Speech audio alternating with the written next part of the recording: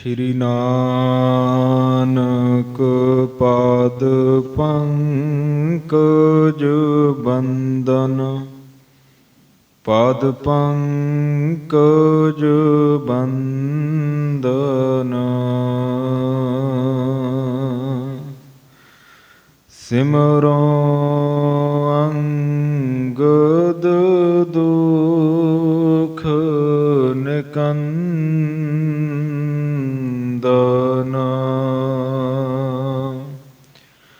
ਅਮਰਦਾਸ ਗੁਰ ਹਿਰਦਿ ਧਿਆਵੋ,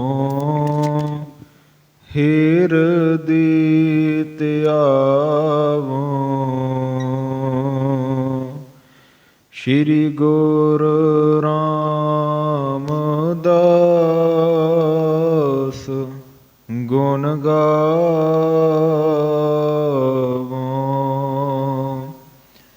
ਸ੍ਰੀ ਅਰਜਨ ਬਿਘਨਨ ਕੇ ਨਾਸ਼ਕ, ਬਿਘਨਨ ਕੇ ਨਾਸ਼ਕ।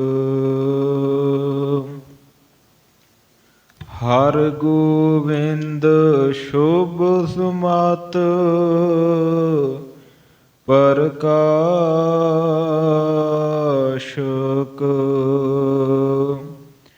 ਸ਼੍ਰੀ ਹਰਿ ਰਾਇ ਨਮੋ ਕਰ ਜੋਰੀ, ਨਮੋ ਕਰ ਜੋਰੀ। ਗੁਰ ਹਰਿ ਕ੍ਰਿਸ਼ਨ ਮਨਾਏ ਬਹੋਰੀ, ਤੇਗ ਬਹਾਦਰ ਪਰਮ ਕਿਰਪਾਲਾ, ਪਰਮ ਕਿਰਪਾਲਾ।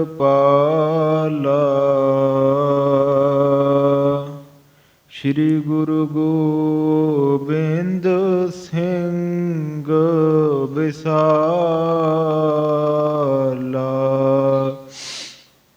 ਧਰੋਂ ਧਰਾ ਪਰ ਪੁਨ ਪੁਨ ਸੀਸਾ, ਪੁਨ ਪੁਨ ਸੀਸਾ। ਬੰਦੋ ਬਾਰ ਬਾਰ ਜਗਦੀਸਾ,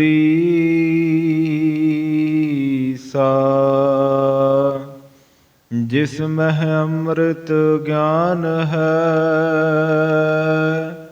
ਮਾਣਕ ਭਗਤ ਵਿਰਾਗ। ਸ੍ਰੀ ਗੁਰੂ ਗ੍ਰੰਥ ਸਾਹਿਬ ਉਦਦ, ਬੰਦੋ ਕਰ ਅਨੁਰਾਗ। ਸ੍ਰੀ ਗੁਰ ਸ਼ਬਦ ਕਮਾਏ ਜਿਨ, ਜੀਤੇ ਪੰਚ ਵਿਕਾਰ। ਤਿਨ ਸੰਤਨ ਕੋ ਬੰਦਨਾ, ਸਿਰ ਚਰਨਨ ਪਰਤਾਰ। ਏਕ ਓੰਕਾਰਾ ਸਤਿਗੁਰੂ, ਤਿਹ ਪ੍ਰਸਾਦਿ ਸਚਿ ਹੋਇ। ਵਾਹਿਗੁਰੂ ਜੀ ਕੀ ਫਤਿਹ। ਵਿਘਨ ਬਿਨਾਸਨ ਸੋਇ। ਵਾਹਿਗੁਰੂ ਜੀ ਕੀ ਫਤਿਹ। ਵਿਘਨ ਬਿਨਾਸਨ ਸੋਇ। ਵਾਹਿਗੁਰੂ ਸਾਹਿਬ ਜੀ। ਚੌਪਈ। ਹਿਮ ਸੁਨ ਸਿੱਧ ਭਏ ਸੋ ਪ੍ਰਸੰਨ, ਸ਼੍ਰੀ ਨਾਨਕ ਤੁਮ ਰੂਪ ਸੋ ਧਨ।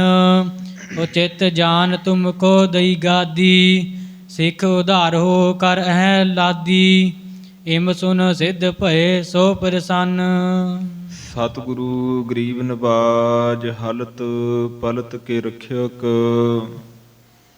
ਧਰਤੀ ਨੂੰ ਧੀਰਜ ਬਖਸ਼ਣਹਾਰ, ਰਾਜਨ ਕੇ ਰਾਜਾ ਮਹਾਰਾਜਨ ਕੇ ਮਹਾਰਾਜਾ। ਸਤਿਗੁਰੂ ਦਸਾਂ ਪਾਤਸ਼ਾਹੀਆਂ ਦੀ ਜੋਤ, ਹਾਜ਼ਰਾ ਹਜੂਰ ਗੁਰਤਾ ਗੱਦੀ ਤੇ ਸੁਭਾਇਮਾਨ। ਧੰਨ ਧੰਨ ਸਾਹਿਬ ਸ੍ਰੀ ਗੁਰੂ ਗ੍ਰੰਥ ਸਾਹਿਬ ਜੀ ਦੀ ਹਜ਼ੂਰੀ ਅੰਦਰ ਸੁਭਾਇਮਾਨ ਹੋ ਰਹੀ ਗੁਰੂ ਪਿਆਰੀ, ਗੁਰੂ ਸਵਾਰੀ ਸਾਧ ਸੰਗਤ ਜੀਓ। ਰਸਨਾ ਨੂੰ ਕਰੋ ਪਵਿੱਤਰ ਜੀ, ਆਖੋ ਵਾਹਿਗੁਰੂ ਜੀ ਕਾ ਖਾਲਸਾ, ਵਾਹਿਗੁਰੂ ਜੀ ਕੀ ਫਤਿਹ। ਸਤਿਗੁਰੂ ਮਹਾਰਾਜ ਜੀ ਦੀ ਅਪਾਰ ਬਖਸ਼ਿਸ਼ ਦੇ ਸਦਕਾ ਸੰਧਿਆ ਦੇ ਵੇਲੇ ਜੋ ਗੁਰ ਇਤਿਹਾਸ ਦੀ ਲੜੀਵਾਰ ਕਥਾ ਵਿਚਾਰ ਪ੍ਰਾਰੰਭ ਹੈ, ਇਸ ਕਥਾ ਦੇ ਚੱਲਦੇ ਧੰਨ ਧੰਨ ਗੁਰੂ ਅੰਗਦ ਦੇਵ ਮਹਾਰਾਜ ਸੱਚੇ ਪਾਤਸ਼ਾਹ ਜੀ ਦਾ ਪਾਵਨ ਇਤਿਹਾਸ ਆਪ ਸਰਵਣ ਕਰ ਰਹੇ ਹੋ। ਆਪ ਜੀ ਦੀ ਗਿਆਤ ਦੇ ਵਾਸਤੇ ਮੈਂ ਦੱਸ ਦੇਵਾਂ, ਇਹ ਜੋ ਸ੍ਰੀ ਗੁਰ ਪ੍ਰਤਾਪ ਸੂਰਜ ਗ੍ਰੰਥ ਦੀ ਕਥਾ ਪ੍ਰਾਰੰਭ ਹੋਈ ਹੈ, ਇਸ ਤੋਂ ਪਹਿਲਾਂ 4 ਪੋਥੀਆਂ ਸ੍ਰੀ ਨਾਨਕ ਪ੍ਰਕਾਸ਼, ਜਿਸ ਦੇ ਵਿੱਚ ਧੰਨ ਗੁਰੂ ਨਾਨਕ ਦੇਵ ਮਹਾਰਾਜ ਜੀ ਦਾ ਸਾਰਾ ਜੀਵਨ ਕਵੀ ਭਾਈ ਕਵੀ ਸੰਤੋਖ ਸਿੰਘ ਜੀ ਨੇ ਵਰਣਨ ਕੀਤਾ ਹੈ। ਤੇ ਆਪਾਂ ਇਸ ਗ੍ਰੰਥ ਦੀ ਜਿਹੜੀ 5ਵੀਂ ਪੋਥੀ ਆ, ਜਿਸ ਦਾ ਨਾਮ ਸ੍ਰੀ ਗੁਰ ਪ੍ਰਤਾਪ ਸੂਰਜ ਗ੍ਰੰਥ ਹੈ, ਜਿਸ ਦੇ ਅੰਦਰ ਧੰਨ ਧੰਨ ਗੁਰੂ ਅੰਗਦ ਦੇਵ ਮਹਾਰਾਜ ਸੱਚੇ ਪਾਤਸ਼ਾਹ ਜੀ ਦਾ ਇਤਿਹਾਸ ਪ੍ਰਾਰੰਭ ਹੋਇਆ ਹੈ। ਜਦੋਂ ਧੰਨ ਗੁਰੂ ਨਾਨਕ ਦੇਵ ਮਹਾਰਾਜ ਸੱਚਖੰਡ ਪਿਆਨਾ ਕਰ ਗਏ, ਗੁਰਤਾ ਗੱਦੀ ਗੁਰੂ ਅੰਗਦ ਦੇਵ ਮਹਾਰਾਜ ਜੀ ਨੂੰ ਦੇ ਕੇ ਚਲੇ ਗਏ ਸੱਚਖੰਡ। ਗੁਰੂ ਅੰਗਦ ਦੇਵ ਸੱਚੇ ਪਾਤਸ਼ਾਹ ਜੀ ਆਪਣੇ ਨਗਰ ਖਡੂਰ ਸਾਹਿਬ ਆ ਗਏ ਹਨ। ਮਾਤਾ ਭਰਾਈ ਨੂੰ ਕਹਿ ਕੇ ਕਿ ਸਾਨੂੰ ਕੋਈ ਬੁਲਾਵੇ ਨਾ, ਸਾਨੂੰ ਬੜਾ ਵਿਰਾਗ ਹੈ, ਸਾਨੂੰ ਖਾਣਾ ਪੀਣਾ ਹੱਸਣਾ ਸੌਣਾ ਚੰਗਾ ਨਹੀਂ ਲੱਗਦਾ, ਕਿਉਂਕਿ ਗੁਰੂ ਨਾਨਕ ਦੇਵ ਮਹਾਰਾਜ ਸੱਚਖੰਡ ਚਲੇ ਗਏ ਹੈ। ਸਾਨੂੰ ਇੱਕ ਕਮਰੇ ਦੇ ਵਿੱਚ ਬੰਦ ਕਰ ਦਿਓ, ਅਸੀਂ ਉਸ ਕਮਰੇ ਦੇ ਵਿੱਚ ਬੈਠ ਜਾਣਾ, ਤੁਸੀਂ ਬਾਹਰੋਂ ਜਿਹੜਾ ਦਰਵਾਜ਼ਾ ਉਹ ਚੰਗੀ ਤਰ੍ਹਾਂ ਗਾਰੇ ਦੇ ਨਾਲ ਲਿਪ ਦਿਓ। ਗੁਰੂ ਅੰਗਦ ਦੇਵ ਮਹਾਰਾਜ ਸੱਚੇ ਪਾਤਸ਼ਾਹ ਜੀ ਖਡੂਰ ਸਾਹਿਬ ਦੇ ਨਗਰ ਅੰਦਰ ਇਸ ਪ੍ਰਕਾਰ ਗੁਪਤ ਹੋ ਕਰਕੇ ਸੱਜ ਗਏ ਹੈ। ਉਧਰ ਧੰਨ ਬਾਬਾ ਬੁੱਢਾ ਸਾਹਿਬ ਜੀ ਔਰ ਗੁਰੂ ਕੇ ਸਿੱਖ ਜਦੋਂ ਕੁਝ ਮਹੀਨੇ ਗੁਜ਼ਰੇ, 6 ਮਹੀਨੇ ਗੁਜ਼ਰ ਗਏ, ਗੁਰੂ ਕੇ ਸਿੱਖ ਬਾਬਾ ਬੁੱਢਾ ਸਾਹਿਬ ਜੀ ਨੂੰ ਪੁੱਛਦੇ ਹੈ ਕਿ ਜਿਨ੍ਹਾਂ ਨੂੰ ਮਹਾਰਾਜ ਜੀ ਨੇ ਗੁਰਤਾ ਗੱਦੀ ਦਿੱਤੀ, ਦੂਸਰੇ ਸਤਿਗੁਰੂ ਗੁਰੂ ਅੰਗਦ ਦੇਵ ਮਹਾਰਾਜ ਕਿੱਥੇ ਹਨ, ਉਹਨਾਂ ਦੇ ਦਰਸ਼ਨ ਨਹੀਂ ਹੁੰਦੇ। ਜਦੋਂ ਸਿੱਖ ਬਹੁਤੇ ਸਾਧ ਸੰਗਤ ਜੀ ਵਿਆਕੁਲ ਹੋਏ ਹਨ, ਬਾਬਾ ਬੁੱਢਾ ਸਾਹਿਬ ਜੀ ਤਾਂ ਅੰਤਰਜਾਮੀ ਸਨ, ਗੁਰੂ ਨਾਨਕ ਦੇਵ ਮਹਾਰਾਜ ਦੇ ਬਚਨ ਸਨ ਕਿ ਬਾਬਾ ਬੁੱਢਾ ਸਾਹਿਬ ਜੀ ਅਸੀਂ ਧਾਤੋਂ ਕਦੇ ਓਹਲੇ ਨਹੀਂ ਹੋਵਾਂਗੇ, ਜਿਹੜੇ ਮਰਜੀ ਸਰੂਪ ਵਿੱਚ ਹੋਈਏ। ਬਾਬਾ ਬੁੱਢਾ ਸਾਹਿਬ ਜੀ ਨੇ ਆਪਣਾ ਆਪ ਸਾਧ ਸੰਗਤ ਜੀ ਨਾ ਜਣਾਉਂਦਿਆਂ ਹੋਇਆਂ ਇਹ ਸਿੱਖਾਂ ਨੂੰ ਬਚਨ ਕੀਤੇ ਕਿ ਮਹਾਰਾਜ ਆਪਣੇ ਨਗਰ ਵਿੱਚ ਹੋਣਗੇ, ਉੱਥੇ ਜਾ ਕੇ ਲੱਭਦੇ ਹਾਂ। ਆ ਗਏ ਖਡੂਰ ਸਾਹਿਬ ਨਗਰ ਦੇ ਵਿੱਚ, ਮਾਤਾ ਭਰਾਈ ਜੀ ਨੂੰ ਪੁੱਛਿਆ ਹੈ, ਮਾਤਾ ਜੀ ਕੁਝ ਨਾ ਬੋਲੇ। ਬਾਬਾ ਬੁੱਢਾ ਸਾਹਿਬ ਜੀ ਨੇ ਕਮਰੇ ਦੇ ਆਲੇ ਦੁਆਲੇ ਘੁੰਮ ਕੇ ਵੇਖ ਲਿਆ ਕਿ ਮਹਾਰਾਜ ਇਸ ਕਮਰੇ ਵਿੱਚ ਹੀ ਹੋਣਗੇ। ਤੋ ਸਾਧ ਸੰਗਤ ਜੀ ਗੁਰਸਿੱਖਾਂ ਨੂੰ ਨਾਲ ਲੈ ਕਰਕੇ ਆਪ ਕਮਰੇ ਦਾ ਦਰਵਾਜ਼ਾ ਪੁੱਟ ਕਰਕੇ ਗੁਰੂ ਅੰਗਦ ਦੇਵ ਮਹਾਰਾਜ ਜੀ ਨੂੰ ਬੇਨਤੀ ਕਰਕੇ ਸਿੰਘਾਸਣ ਦੇ ਉੱਤੇ ਆਪ ਸਜਾਇਆ ਬਾਬਾ ਬੁੱਢਾ ਸਾਹਿਬ ਜੀ ਨੇ।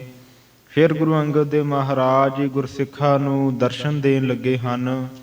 ਜਦੋਂ ਕੁਝ ਕੁ ਦਿਨ ਇਸ ਪ੍ਰਕਾਰ ਗੁਰਤਾ ਗੱਦੀ ਤੇ ਸੱਜਿਆ ਗੁਰੂ ਅੰਗਦ ਦੇਵ ਮਹਾਰਾਜ ਨੂੰ ਹੋ ਗਏ, ਧੰਨ ਗੁਰੂ ਨਾਨਕ ਦੇਵ ਮਹਾਰਾਜ ਜੀ ਜਦੋਂ ਸਿੱਧਾਂ ਦੇ ਨਾਲ ਚਰਚਾ ਕਰਨ ਵਾਸਤੇ ਸੁਮੇਰ ਪਰਬਤ ਤੇ ਗਏ ਸਨ, ਉਦੋਂ ਇਹ ਸਾਰੇ ਸਿੱਧ ਗੋਰਖਨਾਥ, ਚਰਪਟਨਾਥ, ਘੁੱਗੂਨਾਥ, ਇਸ ਪ੍ਰਕਾਰ ਇਹ 84 ਜਿਹੜੇ ਸਿੱਧ ਸਨ ਸਾਧ ਸੰਗਤ ਜੀ, ਇਹ ਗੁਰੂ ਨਾਨਕ ਦੇਵ ਮਹਾਰਾਜ ਦੇ ਸਿੱਖ ਬਣ ਗਏ ਸਨ।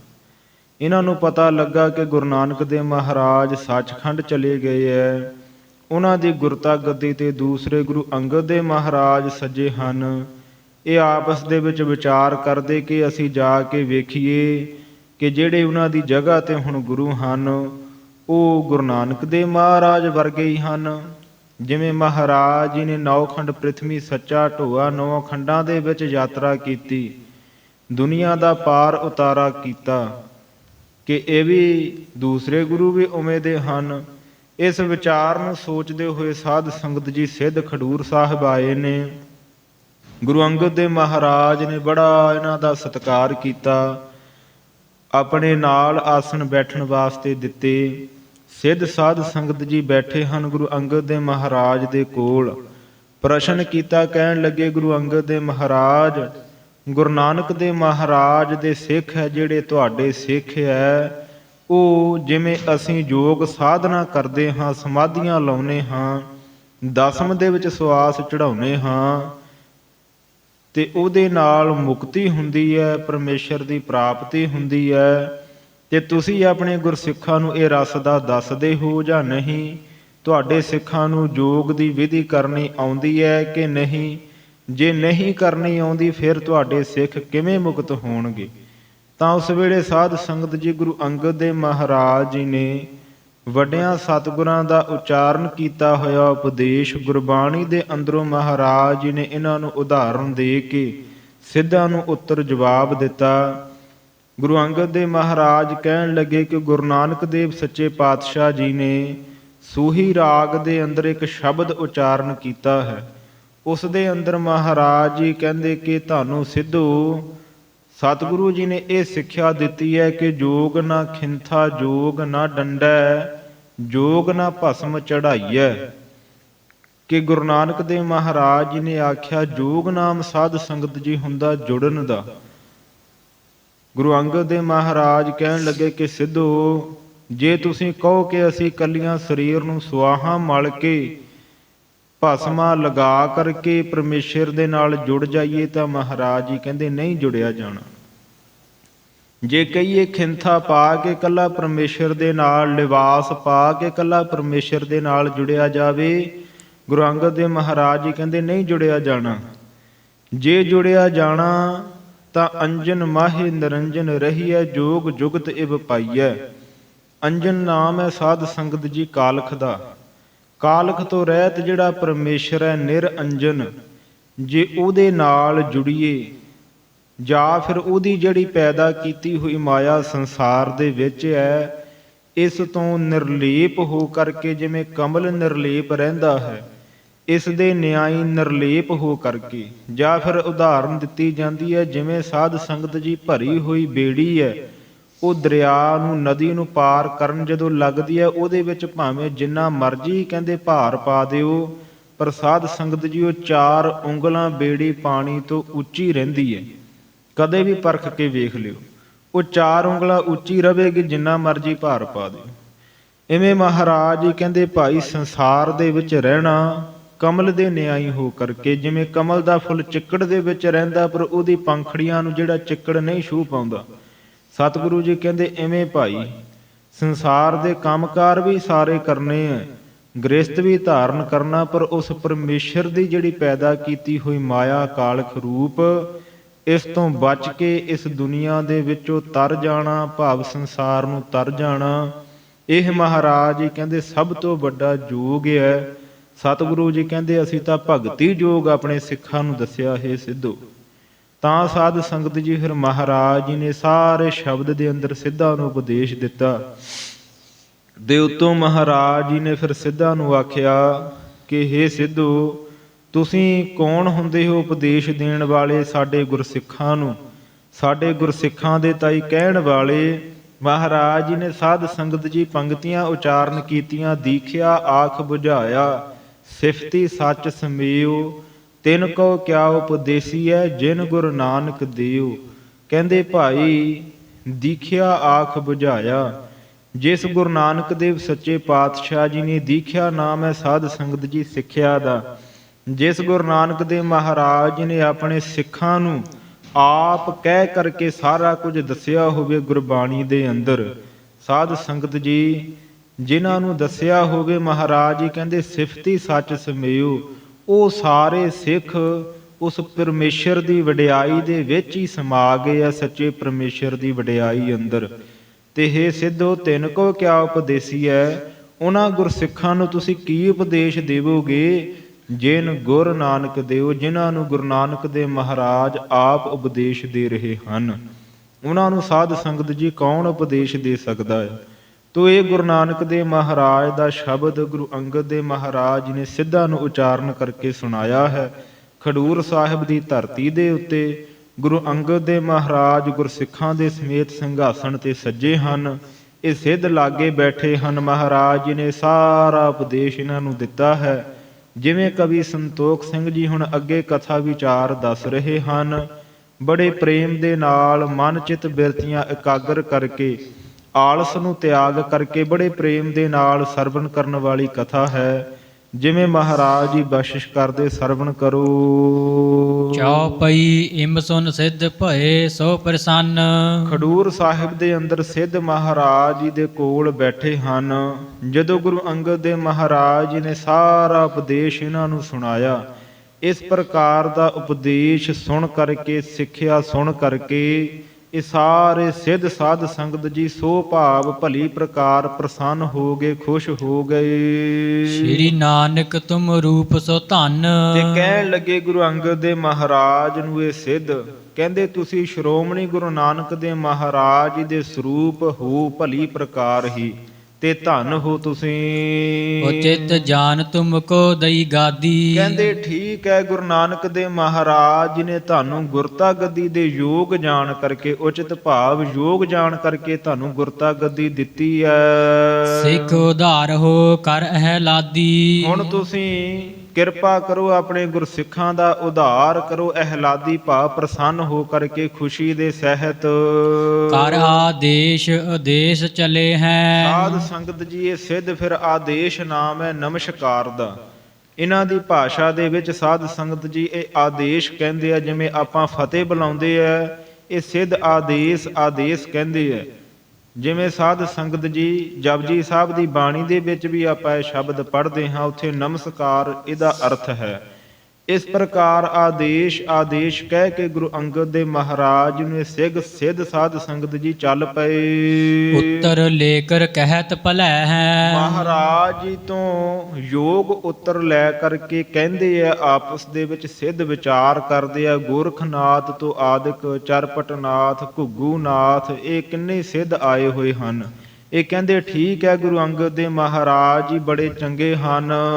ਸ੍ਰੀ ਨਾਨਕ ਕਲ ਯੁਗ ਮਹਿ ਭਾਰੇ। ਸ਼੍ਰੋਮਣੀ ਗੁਰੂ ਨਾਨਕ ਦੇ ਮਹਾਰਾਜ ਕਲਯੁਗ ਦੇ ਵਿੱਚ ਬੜੇ ਤਕੜੇ ਭਾਰੇ ਸਤਿਗੁਰੂ ਹੋਏ, ਭਾਵ ਬੜੇ ਵੱਡੇ ਮਹਾਰਾਜ ਹੋਏ ਹਨ। ਧਾਰ ਅਵਤਾਰ ਅਧਿਕ ਨਰ ਤਾਰੇ। ਜਿਨ੍ਹਾਂ ਗੁਰੂ ਨਾਨਕ ਦੇ ਮਹਾਰਾਜ ਜੀ ਨੇ ਆਪ ਨਾਰਾਇਣ ਕਲਾ ਧਾਰ ਜਗ ਮਹਿ ਪਰਵਰਿਓ ਦੇ ਮਹਾਵਾਕਾਂ ਅਨੁਸਾਰ ਅਵਤਾਰ ਧਾਰਨ ਕਰਕੇ ਅਨੇਕਾਂ ਹੀ ਮਨੁੱਖ ਤਾਰਨਾ ਕੀਤੇ ਹਨ। ਮਾਰਗ ਸਕਲ ਸਰਾਹਤ ਗਏ। ਸਿੱਧ ਸਾਧ ਸੰਗਤ ਜੀ ਗੁਰੂ ਅੰਗਦ ਦੇ ਮਹਾਰਾਜ ਜੀ ਦੀ ਵਡਿਆਈ ਨੂੰ ਸਾਰੇ ਰਸਤੇ ਵਿੱਚ ਸਲਾਉਂਦੇ ਗਏ। ਉਚਿਤ ਲਖੇ ਨਿਜ ਥਲ ਥਿਤ ਕੀਏ। ਵਿਚਾਰਾਂ ਕਰਦੇ ਹਨ, ਫਿਰ ਆਪਸ ਦੇ ਵਿੱਚ ਗੱਲਾਂ ਕਰਦੇ। ਕਹਿੰਦੇ ਬੜੇ ਯੋਗ ਗੁਰੂ ਮਹਾਰਾਜ ਧੰਨ ਗੁਰੂ ਨਾਨਕ ਦੇ ਮਹਾਰਾਜ ਜੀ ਨੇ ਆਪਣੀ ਗੁਰਤਾ ਗੱਦੀ ਦੇ ਵਾਸਤੇ ਇਹਨਾਂ ਨੂੰ ਚੁਣਿਆ ਹੈ ਤੇ ਆਪਣੀ ਜਗ੍ਹਾ, ਆਪਣੀ ਗੁਰਤਾ ਗੱਦੀ ਤੇ ਇਹਨਾਂ ਨੂੰ ਟਿਕਾਉਣਾ ਕੀਤਾ। ਇਮ ਸ੍ਰੀ ਅੰਗਦ ਉੱਤਰ ਦੀਨੇ। ਇਸ ਪ੍ਰਕਾਰ ਕਵੀ ਜੀ ਕਹਿੰਦੇ ਗੁਰੂ ਅੰਗਦ ਦੇ ਮਹਾਰਾਜ ਜੀ ਨੇ ਸਿੱਧਾਂ ਨੂੰ ਉੱਤਰ ਦਿੱਤੇ। ਸਿੱਖ ਚੌਂ ਦਿਸ਼ ਵਿੱਚ ਆਪ ਅਸੀਨੇ। ਫਿਰ ਸਾਧ ਸੰਗਤ ਜੀ ਚੌਹਾਂ ਦਿਸ਼ਾਵਾਂ ਦੇ ਵਿੱਚ ਸਿੱਖ ਬੈਠੇ ਹਨ। ਆਪ ਗੁਰੂ ਅੰਗਦ ਦੇ ਮਹਾਰਾਜ ਉਹਨਾਂ ਦੇ ਵਿੱਚ ਆਸਣ ਲਾ ਕੇ ਸੁਭਾਏਮਾਨ ਹਨ ਗੁਰਤਾ ਗੱਦੀ ਤੇ। ਇਸ ਪ੍ਰਕਾਰ ਕੁਛ ਦਿਵਸ ਬਿਤਾਏ।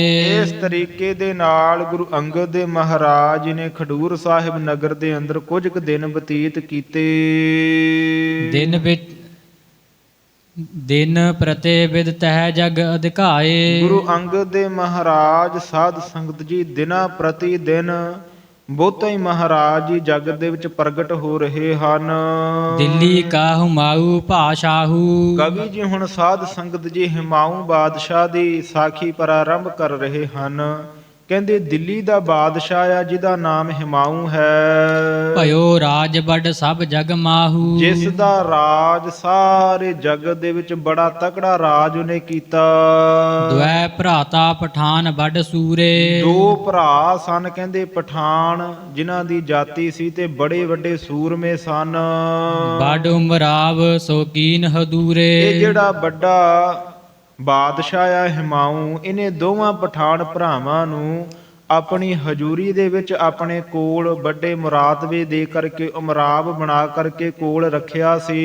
ਬਿਗਰ ਪਰੇ ਦਿੱਲੀ ਪਤ ਸੰਗ। ਕੋਈ ਸਾਧ ਸੰਗਤ ਜੀ ਐਸੀ ਗੱਲ ਹੋਈ ਕਿ ਇਹ ਦੋਵੇਂ ਭਰਾ ਦਿੱਲੀ ਦੇ ਬਾਦਸ਼ਾਹ ਹਿਮਾਊਂ ਦੇ ਨਾਲ ਇਹਨਾਂ ਦੀ ਵਿਗੜ ਪਈ। ਵਿਗੜੀ ਸਾਧ ਸੰਗਤ ਜੀ ਤਾਂ ਇਹ ਕਥਾ ਅੱਗੇ ਆਵੇਗੀ ਇਸੇ ਪੋਥੀ ਦੇ ਵਿੱਚ। ਵਿਗੜੀ ਤਾਂ ਸਾਧ ਸੰਗਤ ਜੀ ਇਹ ਦੋਵੇਂ ਪਠਾਨ ਭਰਾ ਸਨ। ਸਾਧ ਸੰਗਤ ਜੀ ਇਹਨਾਂ ਦੀ ਜਿਹੜੀ ਭਾਵ ਲੜਕੀ ਸੀ ਬੜੀ ਸੁੰਦਰ ਸੀ। ਕਿਸੇ ਨੇ ਹਿਮਾਊਂ ਬਾਦਸ਼ਾਹ ਨੂੰ ਦੱਸ ਦਿੱਤਾ ਕਿ ਇਹਨਾਂ ਜਿਹੜੇ ਤੇਰੇ ਦੋ ਉਮਰਾਵ ਹੈ, ਇਹਨਾਂ ਦੀ ਲੜਕੀ ਬੜੀ ਜ਼ਿਆਦਾ ਸੋਹਣੀ ਹੈ, ਸੁੰਦਰ ਸਰੂਪ ਵਾਲੀ ਹੈ। ਹਿਮਾਊਂ ਬਾਦਸ਼ਾਹ ਨੇ ਕਿਹਾ ਕਿ ਆਪਣੀ ਲੜਕੀ ਦਾ ਰਿਸ਼ਤਾ ਮੇਰੇ ਨਾਲ ਕਰ ਦਿਓ। ਸਾਧ ਸੰਗਤ ਜੀ ਇਹ ਸੂਰਮਤਾਈ ਦੇ ਪਠਾਨ ਸਹਿਤ ਸਨ, ਸੂਰਮਤਾਈ ਵਾਲੇ ਸਨ। ਇਹ ਨਾ ਮੰਨੇ ਤੋ ਕਵੀ ਜੀ ਕਹਿੰਦੇ ਇਸ ਕਰਕੇ ਦਿੱਲੀ ਦੇ ਰਾਜੇ ਦੇ ਨਾਲ ਇਹਨਾਂ ਦੋਵਾਂ ਪਠਾਨ ਭਰਾਵਾਂ ਦੀ ਵਿਗੜ ਪਈ। ਗਰਭ ਠਾਨ ਚਾਹਤ ਭੇ ਜੰਗ। ਫਿਰ ਸਾਧ ਸੰਗਤ ਜੀ ਇਹ ਇੱਧਰ ਹਿਮਾਊਂ ਬਾਦਸ਼ਾਹ ਵੀ ਹੰਕਾਰ ਦੇ ਵਿੱਚ ਹੈ ਤੇ ਦੋਵੇਂ ਪਠਾਨ ਵੀ ਸਾਧ ਸੰਗਤ ਜੀ ਆਪਣੇ ਬਲ ਦੇ ਉੱਤੇ ਮਾਣ ਕਰਕੇ ਜੰਗ ਕਰਨਾ ਚਾਹੁੰਦੇ ਐ। ਏਕ ਸਲੇਮ ਸ਼ਾਹ ਤਿਸ ਨਾਮ। ਇੱਕ ਪਠਾਨ ਭਰਾ ਦਾ ਨਾਮ ਸਲੀਮ ਸ਼ਾਹ ਹੈ। ਸ਼ੇਰ ਸ਼ਾਹ ਦੂਸਰ ਬਲਧਾਮ। ਦੂਸਰੇ ਦਾ ਨਾਮ ਸ਼ੇਰ ਸ਼ਾਹ ਸੂਰੀ ਕਰਕੇ ਸਾਧ ਸੰਗਤ ਜੀ ਇਤਿਹਾਸ ਦੇ ਅੰਦਰ ਆਉਂਦਾ। ਕਵੀ ਜੀ ਕਹਿੰਦੇ ਇਹ ਵੀ ਬਲ ਦਾ ਧਾਮ ਭਾਵ ਬਲ ਦੇ ਬਲ ਦਾ ਘਰ ਹੀ ਹੈ। ਆਕੀ ਦੁਰਗ ਪ੍ਰਯਾਗ ਕਰ ਲੀਨਾ। ਸਾਧ ਸੰਗਤ ਜੀ ਜਿਹੜਾ ਪ੍ਰਯਾਗ ਰਾਜ ਦਾ ਕਿਲਾ ਹੈ ਇਲਾਹਾਬਾਦ ਦਾ, ਉਸ ਦੇ ਵਿੱਚ ਇਹ ਆਕੀ ਹੋ ਕਰਕੇ ਬੈਠ ਗਏ। ਭਾਵ ਬਗਾਵਤ ਇਹਨਾਂ ਨੇ ਸਾਧ ਸੰਗਤ ਜੀ ਕਰ ਦਿੱਤੀ ਮੌਜੂਦਾ ਰਾਜੇ ਦੇ ਵਾਸਤੇ। ਪ੍ਰਯਾਗ ਰਾਜ ਦਾ ਕਿਲਾ ਜਿੱਥੇ ਇਲਾਹਾਬਾਦ ਦਾ ਕਿਲਾ ਹੈ, ਦੋਵੇਂ ਪਠਾਨ ਭਰਾ ਉਸ ਕਿਲੇ ਦੇ ਵਿੱਚ ਆਕੀ ਹੋ ਕਰਕੇ ਬੈਠ ਗਏ। ਇਹਨਾਂ ਨੇ ਉਹ ਕਿਲਾ ਆਕੀ ਕਰ ਲਿਆ ਭਾਵ ਆਪਣੇ ਅਧੀਨ ਕਰ ਲਿਆ। ਸਕਲ ਸਮਾਜ ਜੁਧ ਕੋ ਕੀਨਾ। ਸਾਰਾ ਸਾਜੋ ਸਮਾਨ ਜੁੱਧ ਦਾ ਇਕੱਤਰ ਕਰ ਲਿਆ। ਉੱਥੇ ਇਹਨਾਂ ਨੇ ਫੌਜਾਂ ਨਾਲ ਰੱਖ ਲਈਆਂ। ਸੁਨ ਹਮਾਊ ਕੇ ਕੀਨ ਚੜਾਈ। ਇੱਧਰ ਸਾਧ ਸੰਗਤ ਜੀ ਹਿਮਾਊਂ ਬਾਦਸ਼ਾਹ ਨੇ ਸੁਣਿਆ ਕਿ ਦੋਵੇਂ ਮੇਰੇ ਤੋਂ ਆਕੀ ਹੋ ਗਏ। ਇਹ ਵੀ ਆਪਣੀਆਂ ਫੌਜਾਂ ਲੈ ਕੇ ਇਲਾਹਾਬਾਦ ਤੇ ਕਿਲੇ ਤੇ ਚੜ ਗਿਆ। ਮੋਹ ਪੈ ਸੈਨਾ ਬਹੁ ਸਮੁਦਾਈ। ਇਸ ਗੱਲ ਦੀ ਵਿਚਾਰ ਕਰਕੇ ਹਿਮਾਊਂ ਬਾਦਸ਼ਾਹ ਚੜ ਗਿਆ ਕਿ ਮੇਰੇ ਕੋਲ ਬੜੀ ਜ਼ਿਆਦੇ ਸੈਨਾ ਹੈ। ਤਿਨਕੇ ਨਿਕਟ ਅਲਪ ਹੀ ਰਹੇ। ਕਹਿਣ ਲੱਗਾ ਕਿ ਉਹ ਤਾਂ ਦੋ ਪਠਾਨ ਹਨ, ਉਹਨਾਂ ਦੇ ਕੋਲ ਥੋੜੀ ਫੌਜ ਹੈ। ਹਤੋਂ ਕੇ ਬਾਧੋ ਚੜ ਇਮ ਚਹੋ। ਹਿਮਾਊਂ ਬਾਦਸ਼ਾਹ ਸਾਧ ਸੰਗਤ ਜੀ ਇਸ ਗੱਲ ਦੀ ਵਿਚਾਰ ਕਰਕੇ ਚੜ ਪਿਆ। ਕਹਿੰਦਾ ਮੈਂ ਜਾਂ ਦੋਵਾਂ ਪਠਾਨ ਭਰਾਵਾਂ ਨੂੰ ਮਾਰ ਦੇਵਾਂਗਾ ਜਾਂ ਮੈਂ ਉਹਨਾਂ ਨੂੰ ਬੰਨ੍ਹ ਕਰਕੇ ਆਪਣੀ ਕੈਦ ਦੇ ਵਿੱਚ ਰੱਖ ਲਵਾਂਗਾ। ਇਸ ਗੱਲ ਦੀ ਵਿਚਾਰ ਕਰਕੇ ਸਾਧ ਸੰਗਤ ਜੀ ਇਸ ਤਰੀਕੇ ਦੇ ਨਾਲ ਇਸ਼ਾ ਕਰਕੇ ਚੜ ਕੇ ਚਲਿਆ ਗਿਆ। ਪਹੁੰਚ ਪ੍ਰਯਾਗ ਜੰਗ ਕੋ ਠਾਨਾ। ਪ੍ਰਯਾਗ ਰਾਗ ਦੇ ਕਿਲੇ ਤੇ ਸਾਧ ਸੰਗਤ ਜੀ ਇਲਾਹਾਬਾਦ ਵਿੱਚ ਜਾ ਕੇ ਇਹਨੇ ਬਹੁਤਾ ਜੰਗ ਕਰਨਾ ਕੀਤਾ। ਦੁਹਿ ਦਿਸ਼ ਬਾਜੇ ਵਜੇ ਮਹਾਨਾ। ਦੋਵਾਂ ਦਿਸ਼ਾਵਾਂ ਤੋਂ ਸਾਧ ਸੰਗਤ ਜੀ ਜੰਗ ਦੇ ਬੜੇ ਵੱਡੇ ਬਾਜੇ ਨਗਾਰੇ ਵੱਜੇ। ਨਿਕਸੇ ਤਬ ਪਠਾਨ ਦੁਇ ਭਾਈ। ਦੋਵੇਂ ਪਠਾਨ ਭਰਾ ਉਸ ਵੇਲੇ ਕਿਲੇ ਦੇ ਵਿੱਚੋਂ ਨਿਕਲੇ ਹਨ। ਲਸ਼ਕਰ ਮਿਲਤੇ ਮਚੀ ਲੜਾਈ। ਆਪਸ ਦੇ ਵਿੱਚ ਫੌਜ ਦਾ ਮਿਲਾਪ ਹੁੰਦਿਆਂ ਸਾਧ ਸੰਗਤ ਜੀ ਬੜਾ ਗਹਿ ਗੱਜ ਜੰਗ ਹੋ ਪਿਆ। ਤਬਹਿ ਪਠਾਨ ਗਹੀ ਕਿਰਪਾਨੈ। ਉਸ ਵੇਲੇ ਕਵੀ ਜੀ ਕਹਿੰਦੇ ਦੋਵਾਂ ਪਠਾਨ ਭਰਾਵਾਂ ਨੇ ਆਪਣੇ ਹੱਥਾਂ ਦੇ ਵਿੱਚ ਕਿਰਪਾਨਾਂ ਫੜ ਲਈਆਂ। ਭਏ ਸਮੁਖ ਗਨ ਸੁਭਟਨ ਹਾਨੈ। ਸਾਹਮਣੇ ਹੋ ਕਰਕੇ ਹਿਮਾਊਂ ਬਾਦਸ਼ਾਹ ਦੇ ਫੌਜਾਂ ਦੇ ਤੇ ਬੜੇ ਸੂਰਮੇ ਇਸ ਦੇ ਨਾਸ਼ ਕਰ ਦਿੱਤੇ ਦੋਵਾਂ ਭਰਾਵਾਂ ਨੇ। ਕਹੋ ਕਹਾਂ ਲਗ ਜੁਧ ਅਖਾਰਾ। ਕਵੀ ਜੀ ਕਹਿੰਦੇ ਕਿੱਥੋਂ ਤੱਕ ਅਸੀਂ ਯੁੱਧ ਦਾ ਜਿਹੜਾ ਅਖਾੜਾ ਭਾਵ ਜੋ ਮੈਦਾਨ ਦੇ ਵਿੱਚ ਜੰਗ ਹੋਇਆ, ਉਹ ਜਿਹੜਾ ਅਖਾੜਾ ਲੱਗਿਆ ਯੁੱਧ ਦਾ, ਕਿੱਥੋਂ ਤੱਕ ਅਸੀਂ ਕਹਿਣਾ ਕਰੀਏ। ਲੋਥੈ ਬਿਥਰੀ ਧਰਾ ਮਝਾਰਾ। ਧਰਤੀ ਦੇ ਮਝਾਰਾ ਵਿੱਚ ਸਾਧ ਸੰਗਤ ਜੀ ਲੋਥਾਂ ਹੀ ਲੋਥਾਂ ਹੋ ਗਈਆਂ। ਜਬ ਹੈ ਬ੍ਰਿੰਦ ਤਰਵਾਰੈ ਚਾਲੀ। ਜਦੋਂ ਬਹੁਤੀਆਂ ਤਲਵਾਰਾਂ ਸਾਧ ਸੰਗਤ ਜੀ ਤਲਵਾਰਾਂ ਕਿਰਪਾਨਾਂ ਨੇਜੇ ਢਾਲੇ ਜੰਗ ਦੇ ਵਿੱਚ ਬੰਦੂਕਾਂ ਚੱਲੀਆਂ। ਰੰਗ ਭੂਮਿਕਾ ਪਸਰੀ ਲਾਲੀ। ਜਿਹੜੀ ਸਾਰੀ ਧਰਤੀ ਸੀ ਉਹ ਸਾਧ ਸੰਗਤ ਜੀ ਖੂਨ ਦੇ ਨਾਲ ਲਾਲ ਰੰਗ ਦੀ ਹੋ ਗਈ। ਪਾਤਸ਼ਾਹ ਕੋ ਲਸ਼ਕਰ ਭਾਗਾ। ਉਸ ਵੇਲੇ ਹਿਮਾਊ ਬਾਦਸ਼ਾਹ ਦਾ ਜਿਹੜਾ ਲਸ਼ਕਰ ਫੌਜ ਸੀ ਉਹਨਾਂ ਦੋਹਾਂ ਪਠਾਨ ਭਰਾਵਾਂ ਤੋਂ ਡਰ ਕੇ ਭੱਜ ਗਏ। ਨਹੀਂ ਪਠਾਨਨ ਕੋ ਲੈ ਆਗਾ। ਇਹਨਾਂ ਨੇ ਪਠਾਣਾ ਦਾ ਅੱਗਾ ਨਹੀਂ ਲੈਣਾ ਕੀਤਾ, ਭਾਵ ਸਾਹਮਣਾ ਨਹੀਂ ਕਰਨਾ ਕੀਤਾ। ਤੱਛਾ ਮੁਛ ਤਰਵਾਰਨ ਇਸ ਕਰਕੈ। ਪ੍ਰਕਾਰ ਤਲਵਾਰਾਂ ਦੇ ਨਾਲ ਕੱਟ ਵੱਢ ਕਰਕੇ ਕਾਇਰ ਭੱਜੇ ਨਾ ਹੇਰਤ ਫਿਰਕੈ। ਇਹ ਹਿਮਾਊ ਬਾਦਸ਼ਾਹ ਦੀ ਫੌਜ ਦੇ ਜਿਹੜੇ ਕਾਇਰ ਸੂਬੇਦਾਰ ਹਨ ਇਹ ਸਾਧ ਸੰਗਤ ਜੀ ਡਰ ਕੇ ਭੱਜ ਗਏ। ਕਵੀ ਜੀ ਕਹਿੰਦੇ ਇਹਨਾਂ ਨੇ ਪਿੱਛੇ ਮੁੜ ਕੇ ਵੀ ਨਹੀਂ ਵੇਖਿਆ। ਤਬ ਹਮਾਊ ਰਜਧਾਨੀ ਤਿਆਗੈ। ਜਦੋਂ ਹਿਮਾਊ ਬਾਦਸ਼ਾਹ ਨੂੰ ਪਤਾ ਲੱਗ ਗਿਆ ਕਿ ਮੇਰੀ ਫੌਜ ਉੱਥੋਂ ਭੱਜ ਆਈ ਹੈ, ਮੈਂ ਹਾਰ ਗਿਆ ਹਾਂ, ਉਸ ਵੇਲੇ ਇਹ ਵੀ ਦਿੱਲੀ ਰਾਜਧਾਨੀ ਨੂੰ ਤਿਆਗ ਕਰਕੇ ਲਸ਼ਕਰ ਮਰਿਓ ਚਲਿਓ ਤਬ ਭਾਗੇ। ਇਹਨੇ ਵਿਚਾਰ ਕੀਤੀ ਕਿ ਮੇਰਾ ਫੌਜ ਹੁਣ ਮੇਰੀ ਸਾਰੀ ਮਰ ਗਈ ਹੈ। ਇਸ ਗੱਲ ਦੀ ਵਿਚਾਰ ਕਰਕੇ ਦਿੱਲੀ ਤੋਂ ਭੱਜ ਉੱਠਿਆ। ਦਿੱਲੀ ਆਏ ਪਠਾਨਨ ਚੀਨੀ। ਉਹਨਾਂ ਪਠਾਣਾ ਨੇ ਆ ਕਰਕੇ ਇਸ ਦੀ ਦਿੱਲੀ ਜਿਹੜੀ ਰਾਜਧਾਨੀ ਹੈ ਉਹ ਵੀ ਸਾਧ ਸੰਗਤ ਜੀ ਖੋਹ ਲਈ। ਆਪਣੀ ਦੋਹੀ ਫੇਰਨ ਕੀਨੀ। ਆਪਣਾ ਬੋਲ ਬਾਲਾ ਇਹਨਾਂ ਨੇ ਦੋਹੀ ਦਾ ਸਾਧ ਸੰਗਤ ਜੀ ਅਰਥ ਹੁੰਦਾ ਆ ਕਿ ਦੁਹਾਈ। ਜਿਵੇਂ ਕਿਸੇ ਚੀਜ਼ ਦੀ ਦੁਹਾਈ ਪਾ ਦੇਣੀ, ਆਪਾਂ ਤਾਂ ਕਹਿੰਦੇ ਆ ਨਾ ਵੀ ਤੂੰ ਦੁਹਾਈ ਕਾਹਦੀ ਪਾਈ ਹੈ। ਦੁਹਾਈ ਸ਼ਬਦ ਸਾਧ ਸੰਗਤ ਜੀ ਕੋ ਮਾੜਾ ਸ਼ਬਦ ਨਹੀਂ ਹੈ।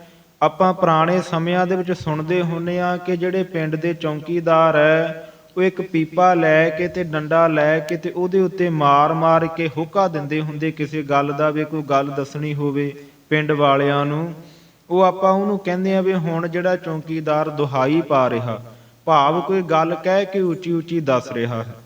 ਇਵੇਂ ਸਾਧ ਸੰਗਤ ਜੀ ਇਹ ਦੋਵਾਂ ਪਠਾਨ ਭਰਾਵਾਂ ਨੇ ਦਿੱਲੀ ਨਗਰ ਦੇ ਵਿੱਚ ਰਾਜਧਾਨੀ ਦੇ ਵਿੱਚ ਆਪਣੀ ਦੁਹਾਈ ਫੇਰ ਦਿੱਤੀ, ਭਾਵ ਆਪਣਾ ਬੋਲਬਾਲਾ ਕਰ ਲਿਆ, ਸਾਰਿਆਂ ਨੂੰ ਦੱਸ ਦਿੱਤਾ ਕਿ ਹੁਣ ਦਿੱਲੀ ਦਾ ਰਾਜ ਸਾਡੇ ਕੋਲ ਹੈ। ਵਿਆਕੁਲ ਹੋਇ ਹਮਾਊ ਤਬ ਕਹਿਓ। ਉਸ ਵੇਲੇ ਸਾਧ ਸੰਗਤ ਜੀ ਬੜਾ ਉਦਾਸ ਹੋ ਕੇ ਹਿਮਾਊ ਜਿਹੜਾ ਬੈਠਾ ਤੇ ਆਪਣੇ ਸੇਵਕਾਂ ਦੇ ਨਾਲ ਕਹਿਣ ਲੱਗਾ। ਨਿਜ ਨਜੀਕ ਜੋ ਲਹਿਓ। ਸੇਵਕ ਨਿਜ ਨਜੀਕ ਜੋ ਲਹਿਓ। ਜਿਹੜੇ ਸੇਵਕ ਇਸ ਨੇ ਆਪਣੇ ਕੋਲ ਸਾਧ ਸੰਗਤ ਜੀ ਜਾਣੇ ਉਸ ਵੇਲੇ ਉਹਨਾਂ ਦੇ ਨਾਲ ਕਹਿਣ ਲੱਗਾ। ਸ਼੍ਰੀ ਨਾਨਕ ਕੋ ਸੇਵਕ ਪੂਰਾ। ਕਹਿਣ ਲੱਗਾ ਆਪਣੇ ਸੇਵਕਾਂ ਦੇ ਨਾਲ, ਕਹਿੰਦਾ ਸ਼੍ਰੋਮਣੀ ਗੁਰੂ ਨਾਨਕ ਦੇਵ ਮਹਾਰਾਜ ਜੀ ਦਾ ਕੋਈ ਹੁਣ ਸੇਵਕ ਹੈ ਕੋਈ ਪੂਰਾ ਇੱਥੇ ਤੁਹਾਡੇ ਦੇ ਵਿੱਚ? ਹੈ ਕਿ ਨਹੀਂ ਗਾਦੀ ਪਰ ਰੂਰਾ। ਜਾਂ ਫਿਰ ਕਹਿੰਦਾ ਉਹਨਾਂ ਦੀ ਗੱਦੀ ਦੇ ਉੱਤੇ ਕੋਈ ਉਹਦਾ ਸੇਵਕ ਹੋਵੇ, ਸੁੰਦਰ ਜਿਹੜੀ ਗੱਦੀ ਆ ਉਹਨਾਂ ਦੀ। ਤਹਿ ਸੋ ਕਰਹਿ ਮੇਲ ਹਮ ਜਾਈ। ਗੱਦੀ ਦੇ ਉੱਤੇ ਉਹਦਾ ਸੇਵਕ ਹੈ ਕਿ ਨਹੀਂ? ਉਹਦੇ ਨਾਲ ਕਹਿੰਦਾ ਮੈਂ ਜਾ ਕੇ ਮੇਲ ਮਿਲਾਪ ਕਰਾਂ। ਮਮ ਪਿਤ ਬਾਬਰ ਤਹਿ ਤੇ ਪਾਈ। ਆਪਣੇ ਸੇਵਕਾਂ ਨੂੰ ਦੱਸਦਾ ਹਿਮਾਊ ਬਾਦਸ਼ਾਹ, ਮੇਰਾ ਪਿਤਾ ਸੀ ਕਹਿੰਦਾ ਜਿਹੜਾ ਬਾਬਰ, ਉਸ ਨੇ ਗੁਰੂ ਨਾਨਕ ਦੇਵ ਮਹਾਰਾਜ ਜੀ ਦੇ ਘਰ ਤੋਂ ਗੁਰਤਾ ਆਪਣਾ ਰਾਜ ਜਿਹੜਾ ਪ੍ਰਾਪਤ ਕੀਤਾ ਸੀ। ਜਿਹੜੀ ਇਹ ਗੁਰਤਾ ਗੱਦੀ ਵਾਲਾ ਸਿੰਘਾਸਣ ਆ, ਆਪਣਾ ਰਾਜ ਵਾਲਾ ਸਿੰਘਾਸਣ ਹੈ, ਇਹ ਮੇਰੇ ਪਿਤਾ ਬਾਬਰ ਨੇ ਗੁਰੂ ਨਾਨਕ ਦੇਵ ਮਹਾਰਾਜ ਜੀ ਦੇ ਕੋਲੋਂ ਪਾਇਆ ਸੀ। ਕਹੀ ਪੁਸ਼ਟ ਲੋ ਫੁਰਿਓ ਨਾ ਬੈਨਾ। ਫਿਰ ਗੁਰੂ ਨਾਨਕ ਦੇਵ ਮਹਾਰਾਜ ਜੀ ਨੇ ਬਚਨ ਕੀਤਾ ਸੀ ਮੇਰੇ ਪਿਤਾ ਬਾਬਰ ਨੂੰ ਕਿ ਤੁਹਾਡਾ ਰਾਜ ਕਈਆਂ ਪੁਸ਼ਤਾਂ ਤੱਕ ਰਹੇਗਾ, ਤੁਹਾਡਾ ਰਾਜ ਜਿਹੜਾ ਕਿਤੇ ਨਹੀਂ ਜਾਵੇਗਾ, ਤੁਹਾਡੀਆਂ ਅਗਲੀਆਂ ਪੁਸ਼ਤਾਂ ਵੀ ਹਿੰਦੁਸਤਾਨ ਤੇ ਰਾਜ ਕਰਨਗੀਆਂ।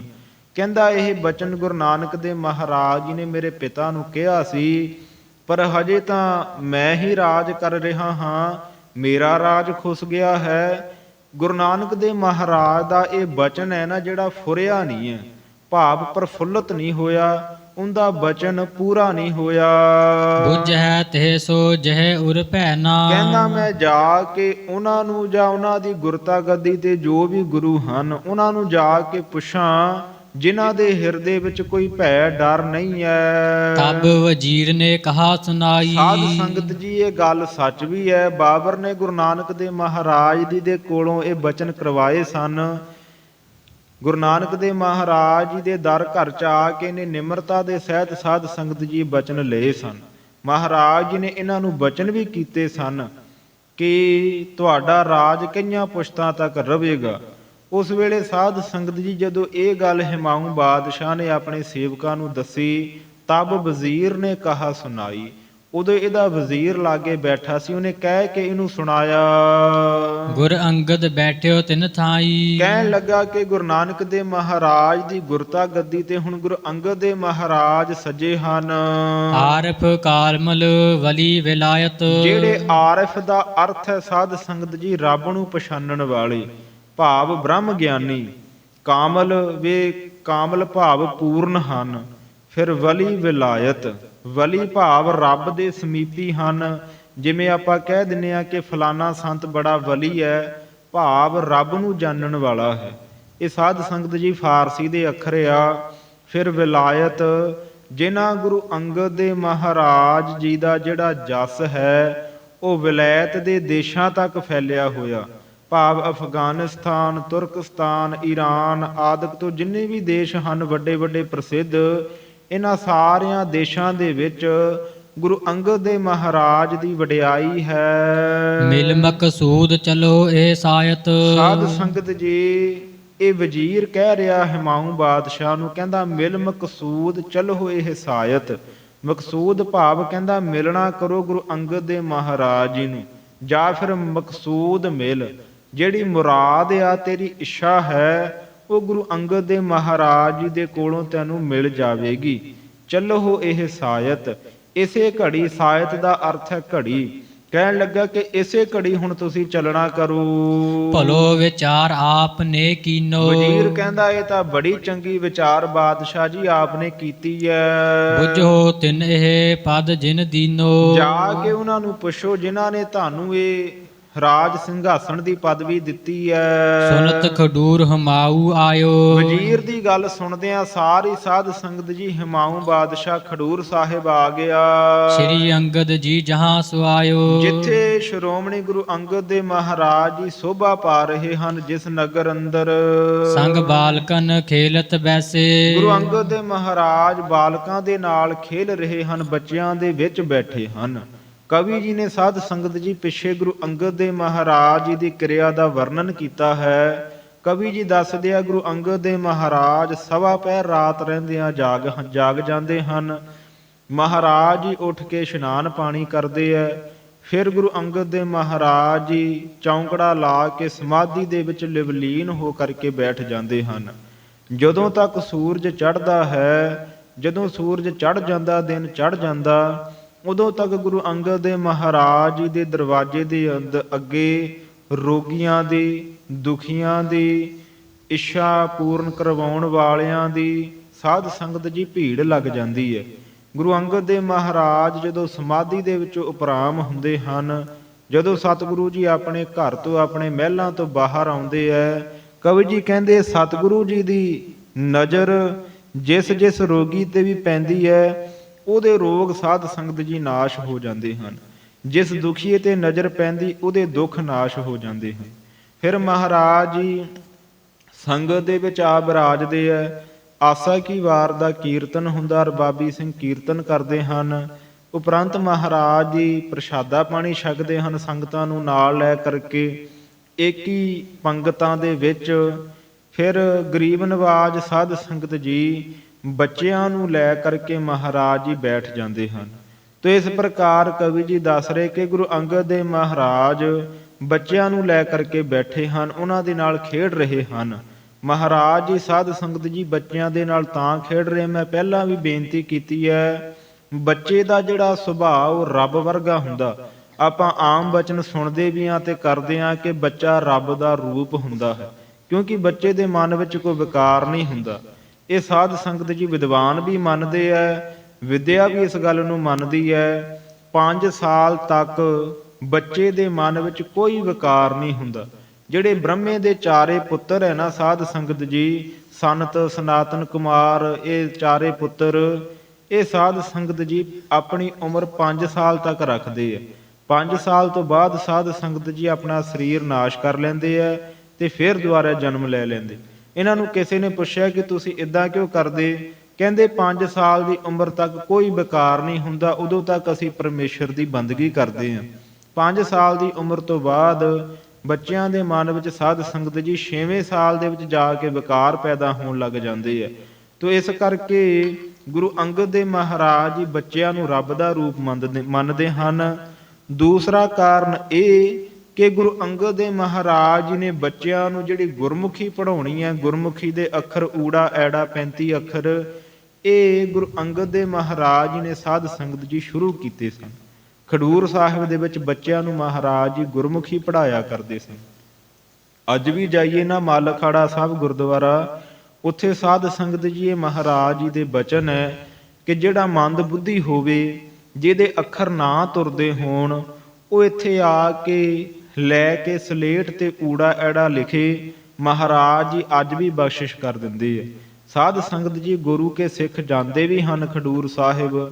ਮੱਲ ਅਖਾੜਾ ਸਾਹਿਬ ਗੁਰਦੁਆਰਾ ਸਾਹਿਬ ਹੈ ਜਿੱਥੇ, ਉੱਥੇ ਊੜਾ ਐੜਾ ਲਿਖ ਕੇ ਮਹਾਰਾਜ ਜੀ ਤੋਂ ਬਖਸ਼ਿਸ਼ਾਂ ਪ੍ਰਾਪਤ ਕਰਦੇ। ਕਿਉਂ? ਕਿਉਂਕਿ ਗੁਰੂ ਅੰਗਦ ਦੇਵ ਮਹਾਰਾਜ ਜੀ ਨੇ ਸਾਧ ਸੰਗਤ ਜੀ ਗੁਰਮੁਖੀ ਦੇ ਅੱਖਰ ਜਿਹੜੇ ਪੜ੍ਹਾਉਣੇ ਸ਼ੁਰੂ ਕੀਤੇ ਸਨ। ਆਪ ਮਹਾਰਾਜ ਨੇ ਗੁਰਸਿੱਖਾਂ ਨੂੰ ਗੁਰਬਾਣੀ ਦੀ ਸੰਥਿਆ ਦਿੱਤੀ ਸੀ। ਮਹਾਰਾਜ ਜੀ ਆਪ ਗੁਰਮੁਖੀ ਦੇ ਅੱਖਰ ਪੜ੍ਹਾਇਆ ਕਰਦੇ। ਸਾਧ ਸੰਗਤ ਜੀ ਜਿਵੇਂ ਹੁਣ ਸੰਥਿਆ ਹੁੰਦੀ ਹੈ, ਗੁਰੂ ਕਾਲ ਦੇ ਵੇਲੇ ਵੀ 10ਵੇਂ ਪਾਤਸ਼ਾਹ ਤੋਂ ਪਹਿਲਾਂ ਵੀ ਗੁਰੂ ਕੇ ਸਿੱਖ ਗੁਰੂਆਂ ਦੇ ਕੋਲੋਂ ਅੱਖਰ ਪੜ੍ਹ ਕਰਕੇ ਗੁਰਬਾਣੀ ਸ਼ੁੱਧ ਸਿੱਖ ਕਰਕੇ ਫਿਰ ਸਾਧ ਸੰਗਤ ਜੀ ਪੜ੍ਹਿਆ ਕਰਦੇ। ਸੋ ਇਸ ਪ੍ਰਕਾਰ ਮਹਾਰਾਜ ਜੀ ਬੱਚਿਆਂ ਦੇ ਨਾਲ ਖੇਡ ਰਹੇ ਹਨ। ਹਰਖ ਸ਼ੋਕ ਜਿਨ ਮਹਿ ਨਹਿ ਕੈਸੇ, ਜਿਨ੍ਹਾਂ ਗੁਰੂ ਅੰਗਦ ਦੇਵ ਮਹਾਰਾਜ ਜੀ ਦੇ ਹਿਰਦੇ ਵਿੱਚ ਕੋਈ ਖੁਸ਼ੀ ਗਮੀ ਨਹੀਂ ਹੈ। ਬੰਧਨ ਠਾਨ ਹੁਮਾਊ ਕਰਿਓ, ਹੁਮਾਊ ਬਾਦਸ਼ਾਹ ਆਇਆ ਹੈ, ਆ ਕਰਕੇ ਮਹਾਰਾਜ ਜੀ ਦੇ ਕੋਲ ਨਮਸਕਾਰ ਕਰਕੇ ਖੜ ਗਿਆ। ਤਿਸ ਦਿਸ਼ ਰੁਖ ਗੁਰ ਨੈਕ ਨਾ ਕਰਿਓ, ਗੁਰੂ ਅੰਗਦ ਦੇਵ ਮਹਾਰਾਜ ਜੀ ਨੇ ਹੁਮਾਊ ਬਾਦਸ਼ਾਹ ਦੀ ਦਿਸ਼ਾ ਵੱਲ ਆਪਣਾ ਰੁਖ, ਆਪਣਾ ਸੁਭਾਅ ਕਹਿ ਲਈਏ, ਮਹਾਰਾਜ ਜੀ ਨੇ ਥੋੜਾ ਮਾਤਰ ਵੀ ਨਾ ਕੀਤਾ, ਇਹਦੇ ਵੱਲ ਵੇਖਿਆ ਵੀ ਨਹੀਂ। ਪਰਚਤ ਰਹੇ ਬਾਲਕਨ ਸਾਥ, ਸਤਿਗੁਰੂ ਜੀ ਬੱਚਿਆਂ ਦੇ ਨਾਲ ਹੀ ਪਰਚੇ ਰਹੇ। ਸਭ ਘਟ ਕੀ ਜਾਣਤ ਜਗਨਾਥ, ਜੋ ਜਗਤ ਦੇ ਮਾਲਕ ਗੁਰੂ ਅੰਗਦ ਦੇਵ ਸੱਚੇ ਪਾਤਸ਼ਾਹ ਜੀ ਸਾਰਿਆਂ ਘਟਾ ਘਟਾਂ ਦੀਆਂ ਜਾਣਨ ਵਾਲੇ ਹਨ। ਤਬ ਹਮਾਊ ਮਨ ਕੋਪ ਵਿਸ਼ੇਸ਼ਖਾ, ਸਾਧ ਸੰਗਤ ਜੀ ਹੁਮਾਊ ਬਾਦਸ਼ਾਹ ਨੇ ਉਸ ਵੇਲੇ ਮਨ ਦੇ ਵਿੱਚ ਬਹੁਤਾ ਗੁੱਸਾ ਕੀਤਾ। ਨਾ ਇਸਨੇ ਮੇਰੀ ਦਿਸ਼ ਦੇਖਾ, ਮਨ ਦੇ ਵਿੱਚ ਵਿਚਾਰ ਕਰਦਾ, ਕਹਿੰਦਾ ਇਹ ਗੁਰੂ ਅੰਗਦ ਦੇਵ ਮਹਾਰਾਜ ਨੇ ਮੇਰੇ ਵੱਲ ਵੇਖਿਆ ਤੱਕ ਨਹੀਂ। ਦੁਐ ਘਟਕਾ ਮੈਂ ਠਾਡੋ ਰਹਿਓ, 2 ਘੜੀਆਂ ਸਾਧ ਸੰਗਤ ਜੀ ਹੁਮਾਊਂ ਬਾਦਸ਼ਾਹ ਨੂੰ ਖੜਿਆ ਹੋ ਗਈਆਂ ਸਨ। ਹੁਮਾਊਂ ਬਾਦਸ਼ਾਹ ਵਿਚਾਰ ਕਰਦਾ, ਕਹਿੰਦਾ 2 ਘੜੀਆਂ ਮੈਨੂੰ ਖੜਿਆ ਹੋਇਆਂ ਇਹਨਾਂ ਦੇ ਕੋਲ ਹੋ ਗਈਆਂ ਤੇ ਇਹਨਾਂ ਨੇ ਮੇਰੇ ਵੱਲ ਵੇਖਿਆ ਨਹੀਂ। 1 ਘੜੀ 24 ਮਿੰਟ ਦੀ ਜਾਂ 22.5 ਮਿੰਟ ਦੀ ਮੰਨੀ ਜਾਂਦੀ ਹੈ, ਭਾਵ 45 46 50 ਮਿੰਟ ਖੜਾ ਰਿਹਾ। ਮਹਾਰਾਜ ਨੇ ਇਹਦੇ ਵੱਲ ਵੇਖਿਆ ਨਾ। ਕਛੂ ਪ੍ਰਭਾਵ ਨਾ ਮਨ ਮਹਿ ਲਹਿਓ, ਹੁਮਾਊਂ ਬਾਦਸ਼ਾਹ ਵਿਚਾਰ ਕਰਦਾ ਕਿ ਇਹਨਾਂ ਨੇ ਲੱਗਦਾ ਮੇਰਾ ਕੋਈ ਵੀ ਪ੍ਰਭਾਵ, ਪਾਤਸ਼ਾਹੀ ਦਾ ਰੂਪ, ਮੇਰੀ ਰਾਜਤਾਈ ਦਾ ਰੋਬ ਇਹਨਾਂ ਨੇ ਮਨ ਦੇ ਵਿੱਚ ਜਾਣਿਆ ਨਹੀਂ। ਗਇਓ ਰਾਜ ਮੈਂ ਹੋਇਓ ਦੀਨ, ਵਿਚਾਰ ਕਰਦਾ, ਕਹਿੰਦਾ ਕੀ ਹੋ ਗਿਆ ਜੇ ਮੇਰਾ ਰਾਜ ਚਲਿਆ ਗਿਆ, ਮੈਂ ਨਿਮਾਣਾ ਹੋ ਗਿਆ, ਗਰੀਬ ਹੋ ਗਿਆ। ਪਾਸ ਕਰੋ ਇਨ ਕੀ ਨ ਚੀਨ, ਪਰ ਕੋਲ ਖੜਿਆ ਹੋਇਆ ਇਸ ਗੁਰੂ ਅੰਗਦ ਦੇ ਮਹਾਰਾਜ ਜੀ ਨੇ ਮੈਨੂੰ ਜਾਣਿਆ ਹੀ ਨਹੀਂ। ਉਚਿਤ ਮਾਰਬੇ ਰਿਥੇ ਦਿਦੇ ਵਿਚਾਰ, ਸਾਧ ਸੰਗਤ ਜੀ ਹੁਮਾਊਂ ਬਾਦਸ਼ਾਹ ਦੀ ਮੱਤ ਫਿਰੀ ਹੈ, ਹਿਰਦੇ ਵਿੱਚ ਵਿਚਾਰਦਾ ਆ, ਕਹਿੰਦਾ ਹੁਣ ਇਹਨਾਂ ਨੂੰ ਮਾਰ ਦੇਣਾ ਹੀ ਉਚਿਤ ਹੈ, ਯੋਗ ਹੈ। ਧਰਿਓ ਹਾਥ ਕਬਜੇ ਤਲਵਾਰ, ਹੁਮਾਊਂ ਬਾਦਸ਼ਾਹ ਨੇ ਸਾਧ ਸੰਗਤ ਜੀ ਇਹ ਗੱਲ ਸੋਚ ਕਰਕੇ ਜੋ ਤਲਵਾਰ ਦਾ ਮੁੱਠਾ ਆ ਉਹਦੇ ਉੱਤੇ ਹੱਥ ਧਾਰਨ ਕਰ ਲਿਆ, ਭਾਵ ਮੁੱਠਾ ਫੜ ਲਿਆ ਹੱਥ ਵਿੱਚ ਤਲਵਾਰ ਕੱਢਣ ਵਾਸਤੇ। ਹਤੋਂ ਖੈਂਚ ਕਰ ਉਰ ਮਹਿ ਠਾਨ ਹੈ, ਹਿਰਦੇ ਵਿੱਚ ਵਿਚਾਰ ਕਰਦਾ, ਕਹਿੰਦਾ ਹੁਣ ਮੈਂ ਮਿਆਨ ਦੇ ਵਿੱਚੋਂ ਕਿਰਪਾਨ ਕੱਢ ਕਰਕੇ ਇਹਨਾਂ ਨੂੰ ਮਾਰ ਦੇਵਾਂ। ਤਬ ਮੋਕੋ ਇਹ ਛਾਨ ਪਛਾਨੈ। ਤਾਂ ਕਹਿੰਦਾ ਇਹ ਮੈਨੂੰ ਸ਼ਾਹੂ ਪਛਾਨੈ, ਤਾਂ ਮੈਨੂੰ ਇਹ ਬਾਦਸ਼ਾਹ ਪਛਾਨਣਗੇ। ਉਦੈ ਭਇਓ ਐਚਨ ਕੋ ਜਬੈ। ਜਦੋਂ ਸਾਧ ਸੰਗਤ ਜੀ ਇਹਨੇ ਆਪਣਾ ਹੱਥ ਭਾਵ ਪ੍ਰਗਟ ਹੋ ਕੀਤਾ, ਇਹਨੇ ਆਪਣਾ ਬਲ ਕਿਰਪਾਨ ਮਿਆਨ ਦੇ ਵਿੱਚੋਂ ਖਿੱਚਣ ਵਾਸਤੇ ਮੁਸ਼ਟ ਸੰਗ ਕਰ ਚਿਮਟਿਓ ਤਬੈ। ਕਵੀ ਜੀ ਕਹਿੰਦੇ ਕਿ ਇਹਦਾ ਜਿਹੜਾ ਹੱਥ ਹੈ ਉਹ ਮੁੱਠੇ ਦੇ ਨਾਲ ਹੀ ਚਿੰਬੜਿਆ ਰਹਿ ਗਿਆ। ਇਤੁਤ ਹੋਤ ਨਾ ਰਹਿਓ ਹਿਲਾਏ। ਇੱਧਰ ਉੱਧਰ ਇਹਦਾ ਹੱਥ ਨਹੀਂ ਹੋ ਰਿਹਾ, ਉੱਥੇ ਖੜ ਗਿਆ, ਬੜਾ ਹਿਲਾਉਂਦਾ ਹੈ। ਸਾਰੋ ਬਲ ਹਾਰਿਓ ਸੋ ਲਗਾਏ। ਸਾਰਾ ਜ਼ੋਰ ਸਾਧ ਸੰਗਤ ਜੀ ਲਗਾ ਲਗਾ ਕਰਕੇ ਹਾਰ ਗਿਆ, ਪਰ ਉਹ ਕਿਰਪਾਨ ਮਿਆਨ ਦੇ ਵਿੱਚੋਂ ਨਹੀਂ ਨਿਕਲੀ। ਇਹਦਾ ਹੱਥ ਮੁੱਠੇ ਦੇ ਨਾਲ ਹੀ ਚਿੰਬੜ ਗਿਆ। ਪੁਨ ਮੂਰਖ ਪਛਤਾਵਨ ਲਾਗਾ। ਕਵੀ ਜੀ ਦੱਸਦੇ ਆ ਕਿ ਫਿਰ ਇਹ ਮੂਰਖ ਬਾਦਸ਼ਾਹ, ਮੂੰਹ ਰੱਖ, ਮੂਰਖ ਦਾ ਅਰਥ ਹੁੰਦਾ ਸਾਧ ਸੰਗਤ ਜੀ ਮੂੰਹ ਭਾਵ ਮੈਂ ਰੱਖ ਰੱਖਣੀ, ਮੈਂ ਨੂੰ ਅੱਗੇ ਰੱਖਣਾ। ਜਿਹੜਾ ਆਪਣੀ ਮੈਂ ਨੂੰ ਅੱਗੇ ਰੱਖਦਾ, ਹਉਮੈ ਨੂੰ ਅੱਗੇ ਰੱਖਦਾ, ਉਹਦਾ ਨਾਮ ਹੈ ਸਾਧ ਸੰਗਤ ਜੀ ਮੂਰਖ। ਪੁਨ ਮੂਰਖ ਪਛਤਾਵਨ ਲਾਗਾ। ਫਿਰ ਇਹ ਹਿਮਾਊ ਬਾਦਸ਼ਾਹ ਮੂਰਖ ਹੈ, ਕਵੀ ਜੀ ਕਹਿੰਦੇ, ਜਿਹੜਾ ਇਹ ਪਛਤਾਉਣ ਲੱਗਾ। ਕਰਿਓ ਖੋਟ ਮੈਂ ਹੁਤੋ ਅਭਾਗਾ। ਵਿਚਾਰ ਕਰਦਾ, ਕਹਿੰਦਾ ਮੈਂ ਤਾਂ ਬੜਾ ਵੱਡਾ ਖੋਟ ਕਰ ਲਿਆ, ਬੜਾ ਵੱਡਾ ਦੋਸ਼ ਕਰ ਲਿਆ, ਮੈਂ ਬੜਿਆ ਵੱਡਾ ਕਹਿੰਦਾ ਸਾਧ ਸੰਗਤ ਜੀ ਭਾਗਾ ਤੋਂ ਰਹਿਤ ਹਾਂ। ਤਬ ਸ੍ਰੀ ਅੰਗਦ ਕਰ ਉਤਨੈਨ। ਉਦੋਂ ਫਿਰ ਸ਼੍ਰੋਮਣੀ ਗੁਰੂ ਅੰਗਦ ਦੇ ਮਹਾਰਾਜ, ਜਿਹੜੇ ਸਾਰਾ ਕੁਝ ਜਾਣਨ ਵਾਲੇ ਸਤਿਗੁਰੂ, ਉਹਨਾਂ ਨੇ ਸਾਧ ਸੰਗਤ ਜੀ ਨੇਤਰ ਚੱਕ ਕੇ ਇਹਦੇ ਵੱਲ ਵੇਖਿਆ। ਦੀਨ ਭਇਓ ਪਿਖ ਉਚਰੇ ਬੈਨ। ਮਹਾਰਾਜ ਨੇ ਵੇਖਿਆ ਤਾਂ ਵੇ ਹੁਣ ਇਹ ਨਿਮਾਣਾ ਹੋ ਗਿਆ ਮਨ ਦੇ ਵਿੱਚ, ਇਹਦੇ ਨਿਮਰਤਾ ਆ ਗਈ, ਇਹਨੇ ਪਛਤਾਵਾ ਕੀਤਾ ਹੈ। ਸਤਿਗੁਰੂ ਜੀ ਨੇ ਇਹ ਜਾਣ ਕਰਕੇ ਫਿਰ ਆਪਣੇ ਮੁਖ ਤੋਂ ਬਚਨ ਉਚਾਰੇ। ਸ਼ੇਰ ਸ਼ਾਹ ਸੋ ਕਛ ਨਾ ਬਿਆਸੋ। ਘਟ ਘਟ ਕੇ ਅੰਤਰ ਕੀ ਜਾਣਤ, ਭਲੇ ਬੁਰੇ ਕੀ ਪੀਰ ਪਛਾਨਤ। ਗੁਰੂ ਅੰਗਦ ਦੇ ਮਹਾਰਾਜ ਜੀ ਕਹਿਣ ਲੱਗੇ, ਹਿਮਾਊ ਬਾਦਸ਼ਾਹ ਸ਼ੇਰ ਸ਼ਾਹ ਸੋ ਕਛ ਨਾ ਬਸਾਇਓ। ਸ਼ੇਰ ਸ਼ਾਹ ਜਿਹੜੇ ਦੋ ਪਠਾਨ ਭਰਾ ਸੀ, ਉਹਨਾਂ ਅੱਗੇ ਤਾਂ ਤੇਰਾ ਕੋਈ ਬਸ ਨਹੀਂ ਚੱਲਿਆ। ਖੜਗ ਹਤਨ ਹਮ ਪਰ ਚਲ ਆਇਓ। ਲੈ ਕੇ ਕਿਰਪਾਨ ਤੂੰ ਸਾਡੇ ਉੱਤੇ ਮਾਰਨ ਵਾਸਤੇ, ਸਾਨੂੰ ਮਾਰਨ ਵਾਸਤੇ ਚੜ ਕੇ ਆ ਗਿਆ। ਕਾਇਰ ਭਇਓ ਭਾਜ ਕਰ ਆਵਾ। ਸਤਿਗੁਰੂ ਜੀ ਕਹਿੰਦੇ ਉੱਥੇ ਤਾਂ ਤੂੰ ਕਾਇਰਾਂ ਵਾਂਗ ਹੋ ਗਿਆ, ਕਾਇਰ ਬਣ ਕਰਕੇ ਉੱਥੋਂ ਤੂੰ ਭੱਜ ਕੇ ਡਰਪੋਕ ਬਣ ਕਰਕੇ ਆ ਗਿਆ ਦਿੱਲੀ ਤੋਂ। ਹਮ ਹੈ ਸੂਰਤਾ ਚਾਹੇ ਦਿਖਾਵਾ। ਸਾਨੂੰ ਹੁਣ ਤੂੰ ਸੂਰਮਤਾ ਹੀ ਵਿਖਾਉਣਾ ਚਾਹੁੰਦਾ ਹੈ। ਤਬ ਹਮਾਉ ਬਹੁ ਬਿਨਤੀ ਠਾਨੀ। ਉਸ ਵੇਲੇ ਸਾਧ ਸੰਗਤ ਜੀ ਹਿਮਾਊ ਬਾਦਸ਼ਾਹ ਬੜੀ ਬੇਨਤੀ ਕਰਨ ਲੱਗਾ। ਛਿਮਹੁ ਗੁਰੂ ਮੈਂ ਬੜ ਅਨਜਾਨੀ। ਕਹਿੰਦਾ ਹੇ ਗੁਰੂ ਅੰਗਦ ਦੇ ਮਹਾਰਾਜ, ਕਿਰਪਾ ਕਰੋ, ਮੈਨੂੰ ਮੁਆਫੀ ਦਿਓ, ਮੈਂ ਬੜਾ ਵੱਡਾ ਅਣਜਾਣ ਹਾਂ। ਸ੍ਰੀ ਨਾਨਕ ਬੇਜਾਤ ਖੁਦਾਏ। ਹਿਮਾਊ ਬਾਦਸ਼ਾਹ ਕਹਿਣ ਲੱਗਾ ਕਿ ਸ਼੍ਰੀ ਨਾਨਕ ਥੇ ਜ਼ਾਤ ਖੁਦਾਏ। ਸ਼੍ਰੋਮਣੀ ਗੁਰੂ ਨਾਨਕ ਦੇ ਮਹਾਰਾਜ ਜੀ ਖੁਦਾ ਦੀ ਜਾਤ ਦੇ ਵਿੱਚੋਂ ਸਨ, ਭਾਵ ਉਹ ਪਰਮੇਸ਼ਰ ਦੇ ਅਵਤਾਰ ਸਨ। ਤਿਨ ਕੀ ਬਖਸ਼ਿਸ਼ ਹੋਤ ਬਿਲਾਏ। ਉਹਨਾਂ ਦੇ ਜਿਹੜੇ ਬਚਨ ਹੈ, ਉਹਨਾਂ ਦੀ ਜਿਹੜੀ ਬਖਸ਼ਿਸ਼ ਹੈ, ਮੈਂ ਨਾਸ਼ ਹੁੰਦੀ ਵੇਖੀ ਹੈ। ਇਹ ਕਿਆ ਕਾਰਨ ਬੂਝਨ ਆਵਾ। ਸਤਿਗੁਰੂ ਜੀ ਇਹ ਬਖਸ਼ਿਸ਼ ਨਾਸ਼ ਹੋਣ ਦਾ ਕੀ ਕਾਰਨ ਹੈ? ਉਹਨਾਂ ਨੇ ਮੇਰੇ ਪਿਤਾ ਜੀ ਨੂੰ ਬਚਨ ਕੀਤੇ ਸਨ ਤੇ ਉਹ ਸਾਰਾ ਕੁਝ ਮੇਰਾ ਰਾਜ ਨਾਸ਼ ਹੋ ਗਿਆ।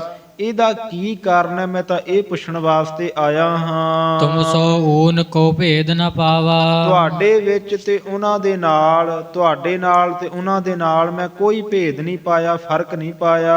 ਸ੍ਰੀ ਅੰਗਦ ਸੁਨ ਕੇ ਕਹਿ ਬਾਨੀ। ਸ਼੍ਰੋਮਣੀ ਗੁਰੂ ਅੰਗਦ ਦੇ ਮਹਾਰਾਜ ਇਸ ਤੋਂ ਸੁਣ ਕਰਕੇ ਬਚਨ ਕਹਿਣ ਲੱਗੇ। ਕਛੂ ਬਿਅਦਲੀ ਕੀਨ ਅਪਮਾਨੀ। ਗੁਰੂ ਅੰਗਦ ਦੇ ਮਹਾਰਾਜ ਕਹਿੰਦੇ, ਹਿਮਾਊ ਬਾਦਸ਼ਾਹ ਤੁਸੀਂ ਮਹਾਰਾਜ ਜੀ ਦੇ ਬਚਨਾਂ ਵਿੱਚ ਕੋਈ ਬੇਅਦਲੀ ਕੀਤੀ ਹੈ, ਭਾਵ ਬਦਲੀ ਕੀਤੀ ਹੈ, ਵੱਡੀ ਬਦਲੀ ਕੀਤੀ ਹੈ। ਜਾਂ ਤੇ ਭਇਓ ਤੋਹੇ ਤਿਸ ਤ੍ਰਿਸਕਾਰਾ। ਤਾਂ ਕਰਕੇ ਜਿਹੜਾ ਤੁਹਾਡਾ ਨਿਰਾਦਰ ਹੋਇਆ, ਤੇਰਾ ਰਾਜ ਜਿਹੜਾ ਖੁੱਸਿਆ ਹੈ ਤੇਰੇ ਕੋਲੋਂ। ਕਿਉਂਕਿ ਗੁਰੂ ਨਾਨਕ ਦੇ ਮਹਾਰਾਜ ਨੇ ਸਾਧ ਸੰਗਤ ਜੀ ਜਦੋਂ ਬਾਬਰ ਨੂੰ ਬਚਨ ਕੀਤੇ ਸਨ ਕਿ ਤੇਰਾ ਰਾਜ ਪੁਸ਼ਤਾਂ ਤੱਕ ਰਹੇਗਾ, ਉਦੋਂ ਮਹਾਰਾਜ ਨੇ ਇਹ ਵੀ ਨਾਲ ਬਚਨ ਕੀਤੇ ਸਨ ਕਿ ਜੇ ਤੁਸੀਂ ਸੱਚ ਦੇ ਰਾਹ ਦੇ ਉੱਤੋਂ ਚੱਲੋਗੇ, ਪਰਜਾ ਦੇ ਨਾਲ ਨਿਆਂ ਕਰੋਗੇ, ਅਨਿਆਏ ਨਹੀਂ ਕਰੋਗੇ, ਤਾਂ ਕਰਕੇ ਤੁਹਾਡਾ ਰਾਜ ਚੱਲਣਾ ਆ। ਜੇ ਤੁਸੀਂ ਅਨਿਆਂ ਕਰੋਗੇ, ਪਰਜਾ ਨੂੰ ਦੁੱਖ ਦੇਵੋਗੇ, ਫਿਰ ਤੁਹਾਡਾ ਰਾਜ ਖੁੱਸ ਜਾਣਾ ਹੈ। ਇਹ ਬਚਨ ਗੁਰੂ ਨਾਨਕ ਦੇ ਮਹਾਰਾਜ ਨੇ ਬਾਬਰ ਬਾਦਸ਼ਾਹ ਨੂੰ ਕੀਤੇ ਸਨ।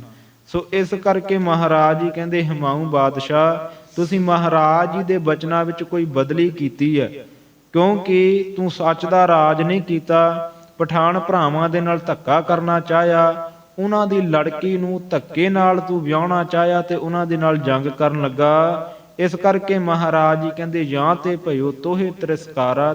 ਤਿਰਸਕਾਰਾ ਦਾ ਅਰਥ ਹੈ ਨਿਰਾਦਰ, ਤਾਂ ਕਰਕੇ ਭਾਈ ਤੇਰਾ ਨਿਰਾਦਰ ਹੋਇਆ ਹੈ। ਅਬ ਜੇ ਧਰਤ ਨਾ ਕਰ ਤਰਵਾਰਾ। ਗੁਰੂ ਅੰਗਦ ਦੇਵ ਮਹਾਰਾਜ ਜੀ ਕਹਿੰਦੇ ਫਿਰ ਵੀ ਤੂੰ ਸਾਡੇ ਕੋਲ ਚੱਲ ਕੇ ਆਇਆ ਸਾਡੀ ਸ਼ਰਨ ਦੇ ਵਿੱਚ। ਅਬ ਜੇ ਧਰਤ ਨਾ ਕਰ ਤਰਵਾਰਾ, ਜੇ ਤੂੰ ਹੁਣ ਵੀ ਨਿਮਰਤਾ ਦੇ ਸਹਿਤ ਰਹਿੰਦਾ, ਆਪਣਾ ਹੱਥ ਤਲਵਾਰ ਦੇ ਮੁੱਠੇ ਉੱਤੇ ਨਾ ਰੱਖਦਾ। ਕੋ ਪਤ ਸ਼ਾਹਿਤ ਅਬਹਿ ਪਾਵਤ। ਸਤਿਗੁਰੂ ਜੀ ਕਹਿੰਦੇ ਫਿਰ ਤੂੰ ਬਾਦਸ਼ਾਹੀ ਹੋਣੀ ਪਾ ਲੈਣੀ ਸੀ ਸਾਡੇ ਕੋਲੋਂ, ਅਸੀਂ ਤੈਨੂੰ ਬਚਨ ਕਰ ਦੇਣਾ ਸੀ, ਹੁਣੇ ਤੈਨੂੰ ਬਾਦਸ਼ਾਹੀ ਦੇ ਦੇਣੀ ਸੀ। ਦਰਸ਼ਨ ਕੋ ਫਲ ਆਨੰਦ ਵਧਾਵਤ। ਇਹ ਤੈਨੂੰ ਦਰਸ਼ਨ ਕਰਨ ਦਾ ਫਲ, ਤੇਰਾ ਆਨੰਦ ਅਸੀਂ ਹਿਰਦੇ ਵਿੱਚ ਵਧਾ ਦੇਣਾ ਸੀ, ਤੈਨੂੰ ਫਲ ਦੇ ਦੇਣਾ ਸੀ ਦਰਸ਼ਨ ਕਰਨ ਦਾ। ਜਾਏ ਵਿਲਾਇਤ ਅਬ ਫਿਰ ਆਵੋ। ਸਤਿਗੁਰੂ ਜੀ ਕਹਿੰਦੇ ਹੁਣ ਤੂੰ ਸਾਡਾ ਨਿਰਾਦਰ ਕੀਤਾ, ਸਾਡਾ ਸਤਿਕਾਰ ਨਹੀਂ ਕੀਤਾ, ਤਲਵਾਰ ਦੇ ਮੁੱਠੇ ਉੱਤੇ ਹੱਥ ਪਾਇਆ। ਹੁਣ ਤੂੰ ਜਾਏ ਵਿਲਾਇਤ, ਹੁਣ ਵਿਲਾਇਤ ਦੇ ਦੇਸ਼ਾਂ ਵਿੱਚ ਜਾ, ਉਧਰ ਘੁੰਮ, ਆਪਣੀ ਫੌਜ ਇਕੱਠੀ ਕਰ, ਕੁਝ ਸਾਲ ਰਹਿ, ਫਿਰ ਮੁੜ ਕੇ ਤੂੰ ਹਿੰਦੁਸਤਾਨ ਨੂੰ ਆਵੀਂ। ਛਤਰ ਤਖਤ ਦਿੱਲੀ ਪੁਨ ਪਾਵੋ। ਫਿਰ ਮਹਾਰਾਜ ਜੀ ਕਹਿੰਦੇ ਹੁਣ ਤੂੰ ਦਿੱਲੀ ਦਾ ਤਖਤ ਪਾਵੇਂਗਾ। ਜੇ ਕਿਤੇ ਨਿਮਰਤਾ ਧਾਰਨ ਕਰਕੇ ਰੱਖਦਾ, ਤੈਨੂੰ ਦਿੱਲੀ ਦਾ ਤਖਤ ਅਸੀਂ ਹੁਣੇ ਹੀ ਦੇ ਦੇਣਾ ਸੀ। ਇਹ ਸਾਧ ਸੰਗਤ ਜੀ ਗੁਰੂ ਨਾਨਕ ਦੇਵ ਮਹਾਰਾਜ ਜੀ ਦੇ ਘਰ ਦੀ ਵਡਿਆਈ ਹੈ। ਕੋਈ ਸਾਧ ਸੰਗਤ ਜੀ ਐਸਾ ਪੂਰਾ ਗੁਰੂ ਨਹੀਂ ਜਿਸ ਦੇ ਬਚਨ ਕਰਨ ਦੇ ਨਾਲ ਇਹਨੂੰ ਦਿੱਲੀ ਦਾ ਤਖਤ ਮਿਲ ਜਾਂਦਾ।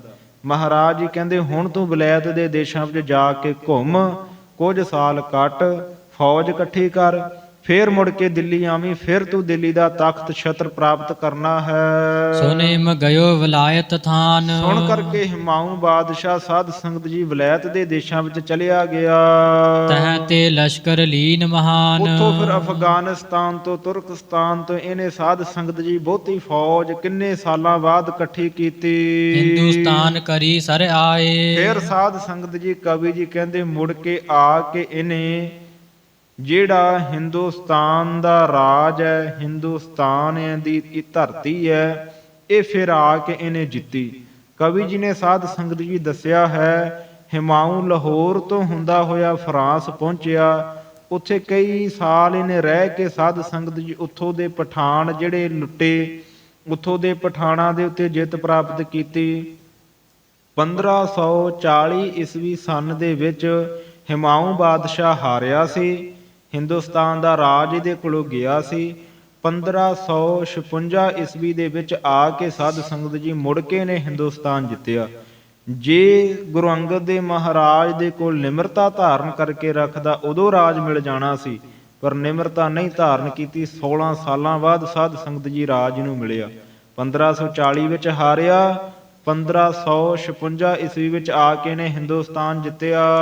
ਖਾਨ ਨਾਮ ਸਭ ਹਿਨ ਮਰਵਾਏ। ਜਿੰਨੇ ਵੀ ਸਾਧ ਸੰਗਤ ਜੀ ਖਾਨ ਨਾਮ ਦੇ ਲੋਕ ਸਨ, ਪਠਾਨ ਸਨ, ਇਹ ਫਿਰ ਇਹਨੇ ਮਰਵਾ ਦਿੱਤੇ ਹਿੰਦੁਸਤਾਨ ਚੋਂ। ਦੋਹਰਾ ਸਤਿਗੁਰ ਬੇਪਰਵਾਹੋ ਨਿਤ। ਕਵੀ ਜੀ ਦੱਸਦੇ ਆ ਕਿ ਗੁਰੂ ਅੰਗਦ ਦੇਵ ਮਹਾਰਾਜ ਇਸ ਪ੍ਰਕਾਰ ਨਿਤਾ ਪ੍ਰਤੀ ਬੇਪਰਵਾਹ ਹਨ, ਕਿਸੇ ਦੀ ਸਤਿਗੁਰੂ ਜੀ ਪ੍ਰਵਾਹ ਨਹੀਂ ਕਰਦੇ।